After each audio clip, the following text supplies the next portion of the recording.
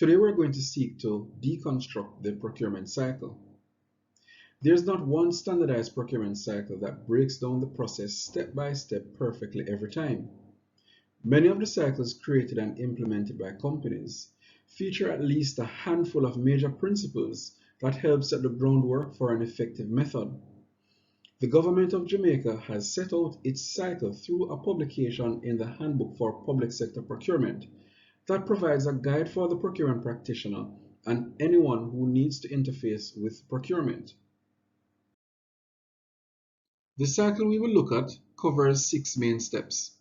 It should be noted that each step can be further broken into many sub-steps, depending on the level of detail an organization wishes to document. Our discussion will cover procurement planning, specifications, statement of works, terms of reference, solicitation, evaluation, contract award, and contract management. We will now look at each briefly. Step 1 is to identify the problem, gap, or missing piece that would require an organization to look externally to address it. An initial needs assessment is conducted to ensure the capability or item does not exist in-house. Once the gap is confirmed, there are several considerations that should be made before moving forward to the next step. Here are some questions to consider. Do we lease or buy this item?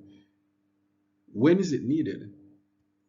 Who sells what is needed?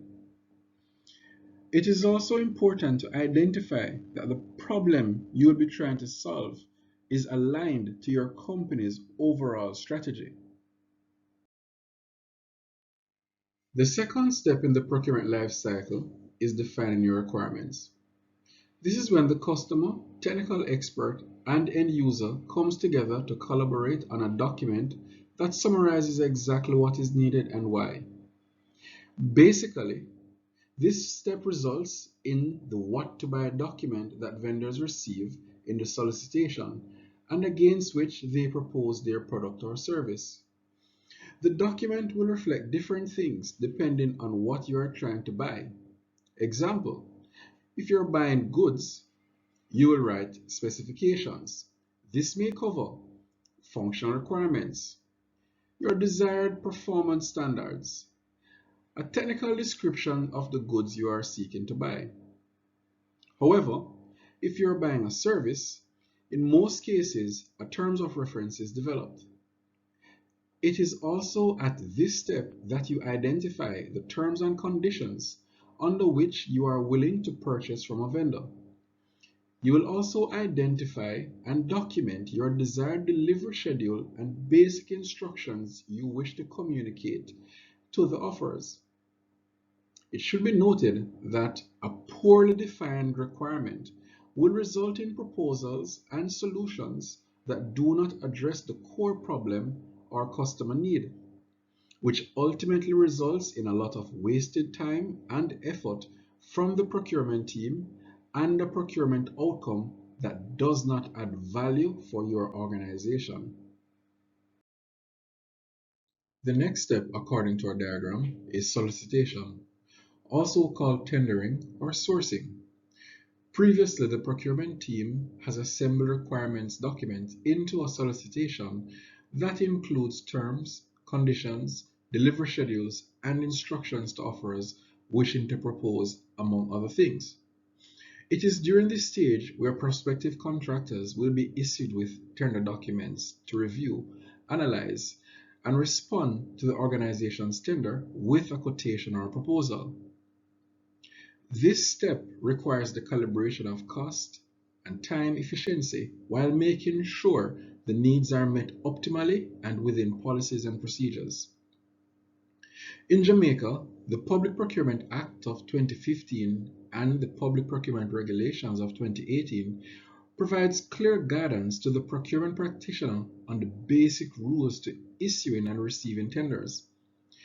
Important to note is that there is no one-size-fits-all approach, and it is almost always dictated by the needs of the customer. the characteristics of the item, and the organization's procurement culture.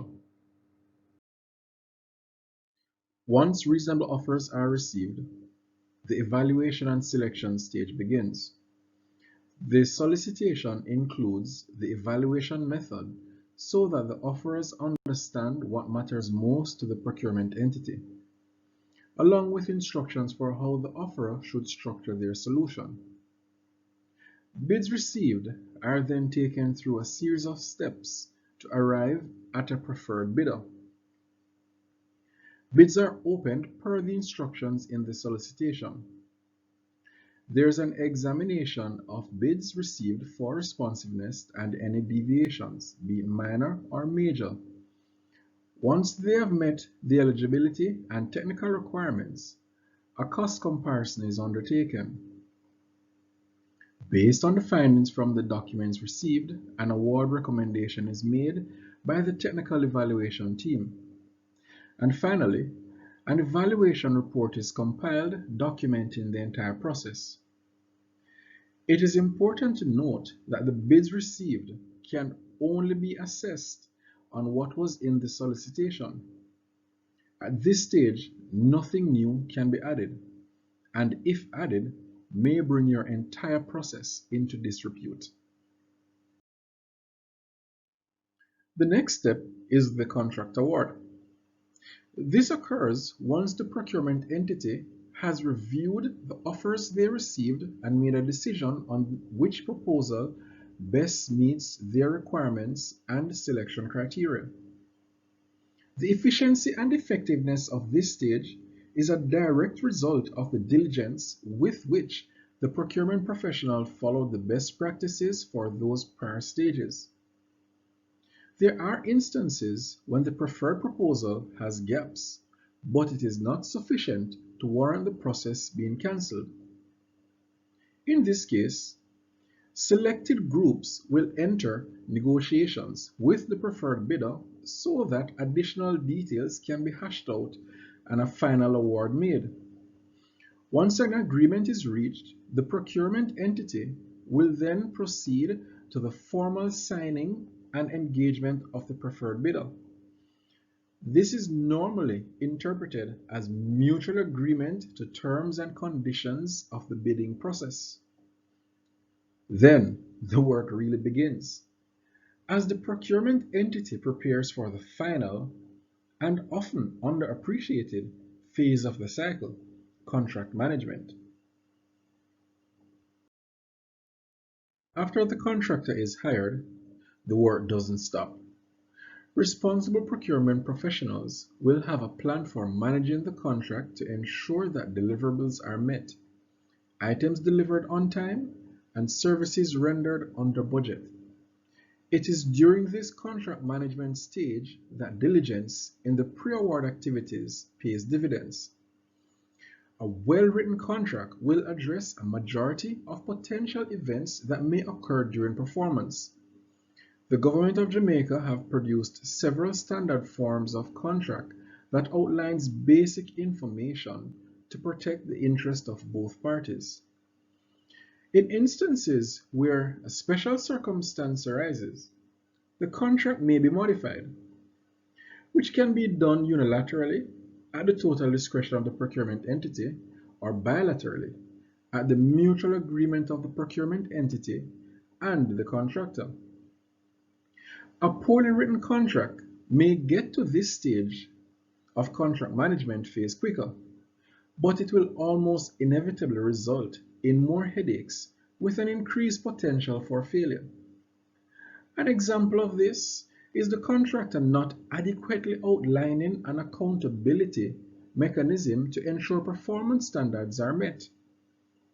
So it is important for procurement professionals to consider the management phase while they are executing their duties during the planning and pre-award phases. Thank you for watching.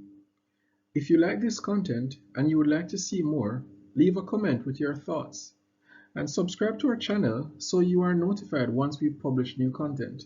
Have a great day.